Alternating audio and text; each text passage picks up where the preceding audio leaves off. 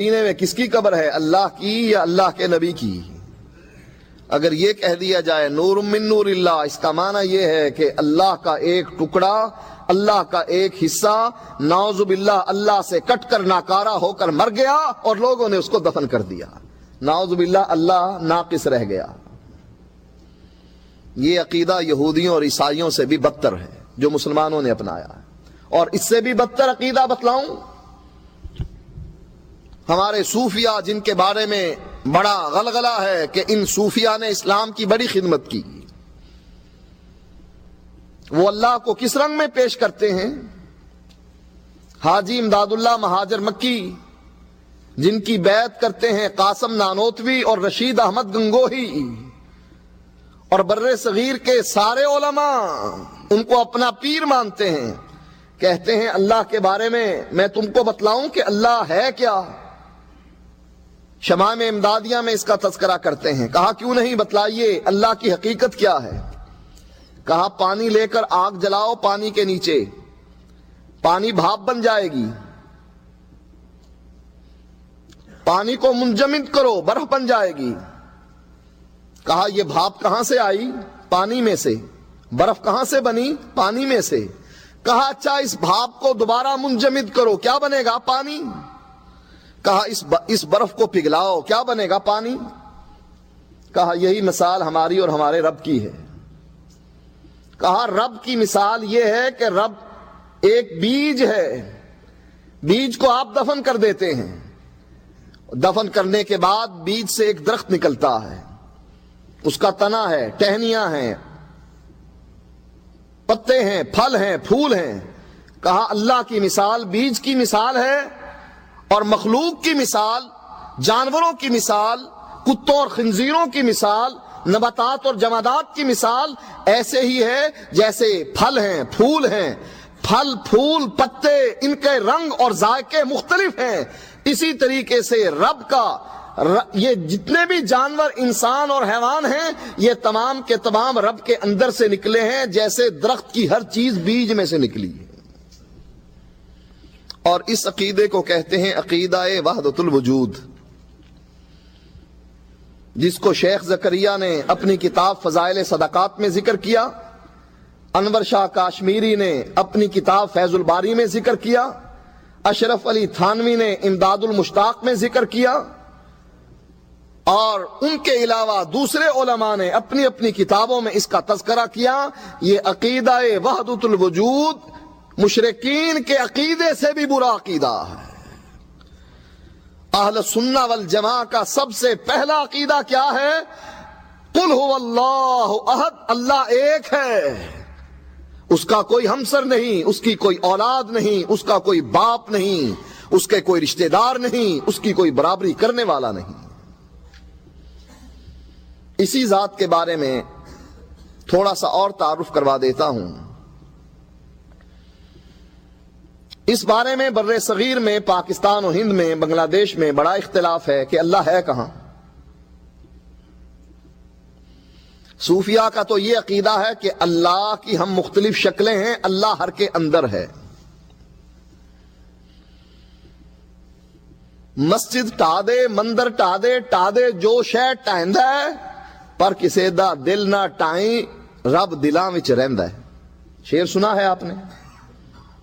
مسجد گرا دو، مندر گرا دو، جو چیز چاہے گرا دو، لیکن کسی کا دل نہ گرانا، دل نہ دکھانا۔ کیوں؟ اللہ ہر ایک کے دل میں رہتا ہے۔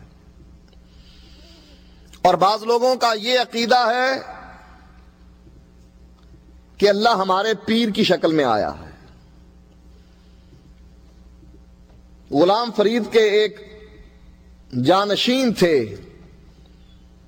انہوں نے ایک کتاب لکھی ہے دیوان محمدی کے نام سے، بابا غلام فرید، ان کے جانشین نے ایک کتاب لکھی ہے دیوان محمدی کے نام سے، اور اس میں اس عقیدے کا اظہار کیا۔ ان کا نام محمد یار گڑھی تھا، بہاولپور کی ریاست کے رہنے والے تھے،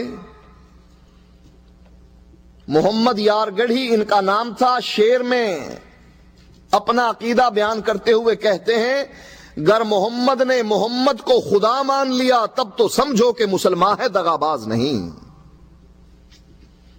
گر محمد نے، محمد یارگڑی نے، باب فرید کے جانشین نے، خلیفہ خاص نے، گر محمد نے محمد کو، محمد یارگڑی محمد صلی اللہ علیہ وسلم کو اگر خدا مانتا ہے تب تو مسلمان ہے، ورنہ دغاباز ہے۔ ہمارے ایک دیوبندی بھائی کو شرارت سوجی، اس نے یہ شعر لکھ کر احمد سعید کاظمی جو ملتان میں جن کا مزار ہے ان کے ہاں جب وہ زندہ تھے ان کو لکھ بھیجا۔ کہا حضرت یہ کفر نہیں؟ اگر عیسائی اپنے نبی کو اللہ کا بیٹا مانے تب تو کفر ہے، یہودی اپنے نبی کو اللہ کا بیٹا مانے کفر ہے، اور اگر ہم یہ عقیدہ رکھیں کہ اللہ کے نبی علیحدہ ذات ہے، اللہ کی ذات علیحدہ ہے، تو یہ کہتے ہیں یہ کفر ہے۔ بلکہ صحیح عقیدہ کیا ہے؟ کہتے ہیں محمد کو خدا مانو تو صحیح عقیدہ ہے، ورنہ کفر ہے۔ کہا حضرت یہ کفر نہیں۔ احمد سعید کاظمی جواب دیتے ہیں، اور ان کا یہ جواب دیوان محمدی کے مقدمے میں چھپا ہے۔ کہتے ہیں اگر یہ کفر ہے تو انور شاہ کاشمیری دیوبندی نے یہ کفر اپنی کتاب فیض الباری میں لکھا ہے، اور اشرف علی تھانوی نے امداد المشتاق میں لکھا ہے، اور فلاں بزرگ نے اپنی کتاب میں لکھا ہے۔ کہا اے دیوبندیو، ہمارا اور تمہارا عقیدہ ہے وحدت الوجود ہے، اور اس کا بانی ابن عربی ہے، اور ہمیں یہ عقیدہ پڑھایا ہے امداد اللہ مہاجر مکی نے۔ اگر اس عقیدے کو کفریہ عقیدہ مانا جائے تو جتنے بھی علماء گزر چکے ہیں سب کافر اور مشرک قرار پائیں گے، لہذا بہتر ہے، چپ ہی بھلی ہے، اس عقیدے کو مان لو کہ گر محمد نے محمد کو خدا مان لیا۔ کہا محمد یارگڑی کا دامن اس مسئلے میں بڑے بڑے علماء کے ساتھ وابستہ ہے۔ اگر محمد یارگڑی کو اس عقیدے کی وجہ سے کافر کہتے ہو تو پچھلے علماء کا کیا کرو گے، جن کا تو عقیدہ ہی یہی تھا کہ وحدت الوجود کا عقیدہ حق ہے۔ ابن عربی کہا کرتا تھا پتھر کو پوجو تب بھی صحیح ہے، رب کو پوجو تب بھی صحیح ہے۔ اب یہ رب ہے کہاں؟ ان کے عقیدے کے مطابق تو یا تو پیر میں، محمد یارگڑی اپنی کتاب میں کہتا ہے احمد احد اچ فرق نہیں محمدہ، احمد اچ فرق نہیں محمدہ، دوست یار رکھتے ہیں عقیدے نئے نئے۔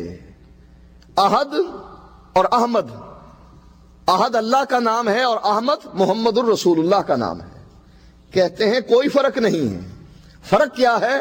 میم کے پردے میں آیا ہے، آیا وہی ہے جو عرش پر مستوی تھا۔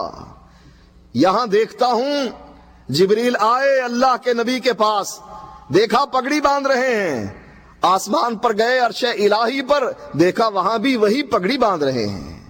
کہا یہاں بھی تو ہے اور وہاں بھی تو۔ کہا عقیدہ صحیح یہی ہے، وہی جو مستوی عرش تھا خدا ہو کر اتر پڑا مدینے میں مصطفیٰ ہو کر۔ اور پھر محمد یارگڑی اس سے اور نیچے اترتے ہیں،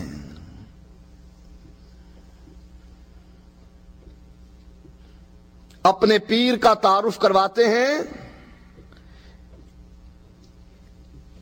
ملتی ہے تصویر میرے پیر کی کس سے؟ اللہ تعالی سے۔ یہ سارا عقیدہ محمد یارگڑھی نے اپنی کتاب دیوان محمدی میں ذکر کیا ہے۔ اگر کوئی اس کا مطالعہ کر سکے اردو میں اور اس کے بعد سرائکی زبان میں، یہ بہت سے اشعار ہیں ان کے جس سے پتہ لگتا ہے کہ ان کا عقیدہ کیا تھا۔ اب بعض لوگوں کا تو یہ عقیدہ ہے کہ اللہ ہر رنگ میں ہے، نعوذ باللہ، کتے میں بھی اللہ ہے، خنزیر میں بھی اللہ ہے، اللہ ہر رنگ میں آیا ہے، اور حدیث گھڑ لی ان لوگوں نے۔ کہا ایک حدیث آتی ہے کہ اللہ مخفی خزانہ تھا، کنت کنزا مخفیا، میں ایک چھپا ہوا خزانہ تھا، میں نے چاہا کہ میں اپنا اظہار کروں، میں ظاہر ہو گیا ہوں، اب ہر رنگ میں ہوں۔ اسی لیے آپ دیکھتے ہیں ہمارے طلباء کو یہ عقیدہ سکولوں میں پڑھایا جاتا ہے۔